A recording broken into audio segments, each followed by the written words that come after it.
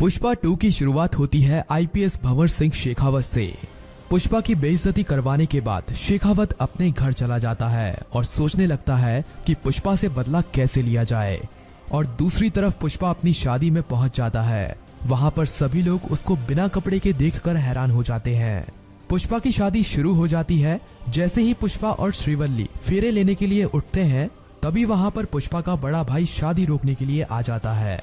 पुष्पा का भाई सभी के बीच में पुष्पा की बेइज्जती करने लगता है। पुष्पा उसे मारने के लिए जाता है, तभी पुष्पा की माँ उसे रोक लेती है। पर पुष्पा का बड़ा भाई पुष्पा की माँ को बुरा भला कहने लगता है। तब पुष्पा उसे मारने के लिए जाता है। पुष्पा अपने भाई को खूब मारता है और अपने भाई से वो चेन भी छीन लेता है जो उसने उससे बचपन में छीनी थी। थोड़ी देर में वहां पर पुष्पा की भतीजी आकर उसे रोक देती है। पुष्पा का बड़ा भाई अधमरा हो जाता है। अब सभी लोग पुष्पा के भाई को हॉस्पिटल ले जाते हैं और यहाँ पर पुष्पा की शादी दोबारा से शुरू हो जाती है और अब शादी पूरी भी हो जाती है। अगले दिन हमें दिखाया जाता है कि शेखावत अपने घर में बैठा है और सोच रहा है कि पुष्पा से अपनी बेइज्जती का बदला कैसे लिया जाए। दूसरी तरफ हमें जोली रेड्डी को दिखाया जाता है कि धीरे धीरे करके वो भी ठीक हो रहा है। और दूसरी तरफ मंगल सीनू का गला उसकी पत्नी ने काट दिया था। वो भी बेड पर पड़ा है और उसकी पत्नी और वो भी सोच रहे हैं कि मंगल सीनू के साले की मौत का बदला पुष्पा से कैसे लिया जाए। शेखावत पुष्पा के सभी दुश्मनों को इकट्ठा करने के लिए पुष्पा का बैकग्राउंड जानने लगता है। शेखावत को पता चल जाता है कि पुष्पा के कई दुश्मन हैं। शेखावत जानता था कि पुष्पा अब काफी बड़ा आदमी बन चुका है। वो अब अकेला पुष्पा का कुछ नहीं बिगाड़ सकता, क्योंकि पुष्पा के सर पर अब एमएलए का हाथ है। इसीलिए शेखावत पुष्पा के सभी दुश्मनों को इकट्ठा करने में लग जाता है। एक एक करके शेखावत मंगल सीनू और जोली रेड्डी को अपने साथ मिला लेता है। मंगल सीनू और जोली रेड्डी भी अब बिल्कुल ठीक हो चुके हैं। दूसरी तरफ एमएलए के साथ मिलकर पुष्पा अपना साम्राज्य दूर दूर तक फैलाने लगता है। पुष्पा अब चंदन की लकड़ियों की सप्लाई विदेशों में और भारत के कई बड़े बड़े शहरों में भी करने लगता है। अब चंदन की लकड़ियों की सप्लाई भारत में बेंगलुरु, मुंबई, कोलकाता जैसे कई बड़े बड़े शहरों में होने लगी है और चंदन की सप्लाई जापान और श्रीलंका में भी होने लगी है। पुष्पा का बिजनेस फैलाने में जोली रेड्डी के बड़े भाई जक्का रेड्डी का काफी बड़ा हाथ है। जक्का रेड्डी अभी तक पुष्पा के साथ इसीलिए है क्योंकि पुष्पा ने उसकी जान बचाई थी। पर आने वाले समय में जक्का रेड्डी भी पुष्पा से बदला लेगा, क्योंकि पुष्पा ने ही उसके भाई जोली रेड्डी को मारा था और जोली रेड्डी को अधमरा कर दिया था। अब शेखावत, मंगल सीनू और जोली रेड्डी पुष्पा को मारने का प्लान बनाने के लिए एक मीटिंग रखते हैं। अगले दिन मंगल सीनू और जोली रेड्डी उस मीटिंग में पहुंच जाते हैं। शेखावत इन्हें कहता है कि हमें सिर्फ पुष्पा को मारना नहीं है, पहले पुष्पा को तड़पाना है और एक एक करके उसके सभी चाहने वाले उससे छीनने हैं। तब हमें आखिरी में जाकर पुष्पा को मारना है। शेखावत की इस बात से मंगल सीनू और जोली रेड्डी सहमत होते हैं। तभी मंगल सीनू कहता है कि पुष्पा बहुत चालाक और ताकतवर आदमी है और अब तो उसके सर पर एमएलए का हाथ भी है, इसीलिए पुष्पा तक पहुंच पाना काफी ज्यादा मुश्किल हो गया है। पर शेखावत कहता है कि अगर तुम दोनों मेरा साथ दो तो हम तीनों मिलकर पुष्पा को कुत्ते की मौत मारेंगे। पर हमें पुष्पा को मारने के लिए एक जबरदस्त प्लान तैयार करना पड़ेगा। शेखावत कहता है कि प्लान सोचने के बाद मैं तुम्हें फोन करूंगा और हम इसके बाद एक मीटिंग और करेंगे जिसमें हम पुष्पा को मारने के लिए हमारे प्लान के ऊपर बातचीत करेंगे। और यहीं पर मीटिंग खत्म हो जाती है। अब हमें पुष्पा और श्रीवल्ली को दिखाया जाता है। पुष्पा अपने ही घर पर सिंडिकेट की मीटिंग कर रहा होता है। तभी श्रीवल्ली काफी खुश थी और पुष्पा के पास आती है और पुष्पा के गले लग जाती है और पुष्पा को बताती है कि वो माँ बनने वाली है। पुष्पा ये सुनकर काफी खुश होता है। पुष्पा एक काफी बड़ी पार्टी का ऐलान कर देता है। सभी लोग उस पार्टी की तैयारियों में लग जाते हैं, क्योंकि इस पार्टी में काफी बड़े बड़े लोग आने वाले थे।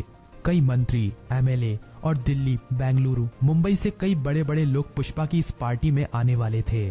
और इसी पार्टी में चेन्नई से मुर्गन भी आने वाला था और मुर्गन पुष्पा को एक काफी बड़ा ऑर्डर भी देने वाला था। शेखावत को ये बात पता चल जाती है कि पुष्पा अपने घर में काफी बड़ी पार्टी करने वाला है।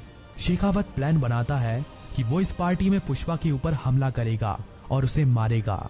इस प्लान को बताने के लिए शेखावत मंगल सीनू और जोली रेड्डी को फोन करता है। शेखावत इन दोनों को अपना प्लान बताता है। मंगल सीनू कहता है कि पार्टी में काफी बड़े बड़े लोग आने वाले हैं, इसीलिए पार्टी में काफी ज्यादा सिक्योरिटी होगी, बिना कार्ड के अंदर घुसना नामुमकिन होगा। पर शेखावत कहता है कि मेरा दिमाग एक पुलिस वाले का दिमाग है, तुम बस अपने आदमियों को तैयार रखना, मैं खुद उनके साथ पार्टी में अंदर जाऊंगा और पुष्पा के चाहने वाले हर एक को और पुष्पा को भी मैं ही मारूंगा। मंगल सीनू अपने आदमियों को हथियार देकर तैयार करता है। कुछ ही दिनों के बाद पार्टी की तारीख आ जाती है। पुष्पा की ये पार्टी काफी धूमधाम से होने वाली थी, काफी बड़े बड़े लोग इस पार्टी में पहुंच चुके थे। तभी वहां पर मंगल सीनू के लोग भेष बदलकर पहुंच जाते हैं और पार्टी में इनकी एंट्री जक्का रेड्डी करवाता है। जक्का रेड्डी भी शेखावत के इस प्लान में उसके साथ है, क्योंकि वो भी पुष्पा से बदला लेना चाहता है, क्योंकि पुष्पा ने उसके भाई को मारा था। थोड़ी देर में पुष्पा भी श्रीवल्ली के साथ यहाँ पर पहुंच जाता है। श्रीवल्ली पार्टी की धूमधाम देखकर काफी खुश होती है, क्योंकि पुष्पा ने इतनी बड़ी पार्टी सिर्फ उसके लिए ही तो करवाई थी। तभी वहां पर गाना बजने लगता है। गाने के बीच में मंगल सीनू के लोग फायरिंग शुरू कर देते हैं और तभी सभी लोग इधर उधर भागने लगते हैं। शेखावत सही समय देखकर एक कोने में छुपकर पुष्पा को गोली मारने की सोचता है, पर शेखावत सोचता है कि पुष्पा को इतनी आसानी से मौत नहीं मिलनी चाहिए, इसीलिए वो श्रीवल्ली को गोली मार देता है। पुष्पा श्रीवल्ली को देखता है और हॉस्पिटल ले जाने लगता है। तभी श्रीवल्ली की मौत वहीं पर हो जाती है। इसके बाद पुष्पा काफी गुस्सा हो जाता है, पर अभी तक पुष्पा को ये नहीं पता है कि ये सब शेखावत ने किया है। तभी पुष्पा शेखावत को वहां से जाते हुए देख लेता है। पुष्पा को शक हो जाता है कि ये सब शेखावत ने अपनी बेइज्जती का बदला लेने के लिए किया है। अब बदला लेने की बारी पुष्पा की थी।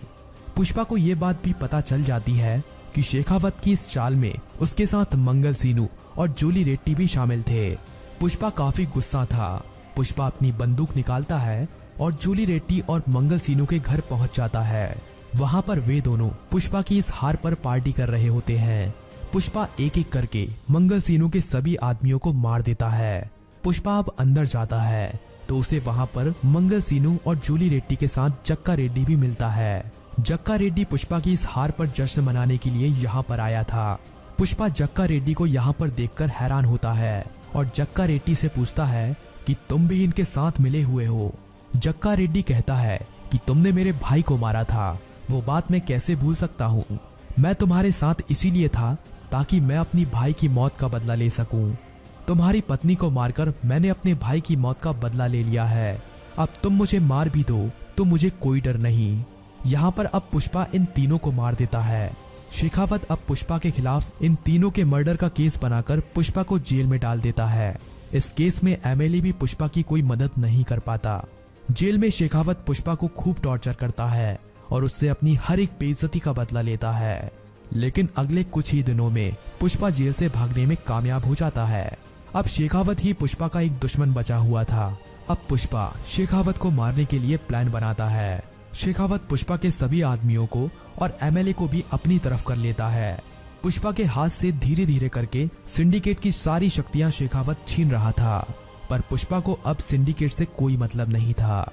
उसको तो बस अब श्रीवल्ली की मौत का बदला लेना था। शेखावत अपनी पूरी पुलिस फोर्स को पुष्पा को ढूंढने में लगा देता है, पर पुष्पा उसे कहीं नहीं मिलता। पुष्पा जंगलों में छुपकर शेखावत को मारने के लिए प्लान बना रहा था। दूसरी तरफ शेखावत ने भी अपनी सिक्योरिटी काफी ज्यादा बढ़ा दी थी। शेखावत जानता था कि पुष्पा कभी भी हमला कर सकता है। कुछ ही दिनों के बाद एमएलए एक पार्टी रखता है। उस पार्टी में एमएलए शेखावत को भी बुलाता है। पुष्पा को ये खबर मिल जाती है कि एमएलए ने अपने घर एक पार्टी रखी है और इस पार्टी में शेखावत भी आने वाला है। पुष्पा इसी पार्टी में शेखावत को मारने का प्लान बनाता है। अब पार्टी की वो तारीख भी आ जाती है। पार्टी में काफी बड़े बड़े लोग आए हुए थे। शेखावत भी वहीं पर पहुंचा हुआ था। पुष्पा एक हलवाई का भेष ओढ़कर पार्टी में पहुंचा हुआ था। पार्टी में शेखावत भी काफी डरा हुआ था।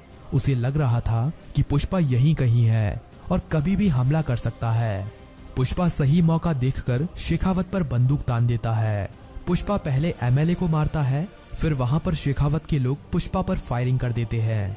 इन सबके बीच में पुष्पा को भी गोली लग जाती है, पर आखिरी में पुष्पा शेखावत को मार देता है और मूवी यहीं पर खत्म हो जाती है। अभी हमें इस बात को क्लियर नहीं दिखाया गया है कि पुष्पा मर गया है या नहीं, पर उसे गोली लगी है। हो सकता है कि पुष्पा के बारे में हमें इसके नेक्स्ट पार्ट में दिखाया जाए। इसके लिए अभी हमें थोड़ा इंतजार करना पड़ेगा।